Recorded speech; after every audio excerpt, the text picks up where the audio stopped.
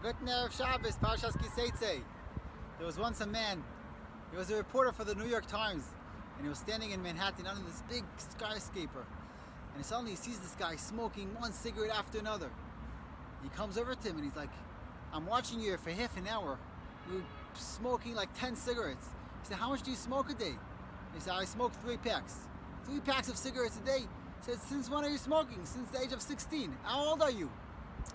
He says, I'm 54. He takes out a calculator, he calculates all the numbers together, and he shows him the number. He says, you know, with all the money that you spend of cigarettes, you could have bought a skyscraper like this. So the man turns over to the reporter and he says, do you smoke? He says, no.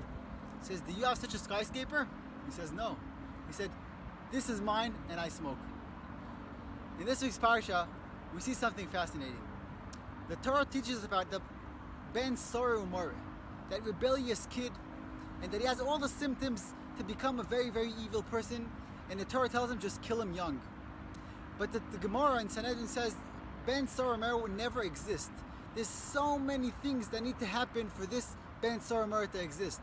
And it said the Gemara learns out from all the psukim that the parents, they need to be the same height. They gotta look alike. They gotta have the same voice. Every pasuk they learn out something else, till they say that it never exists, the Ben Sora Umore.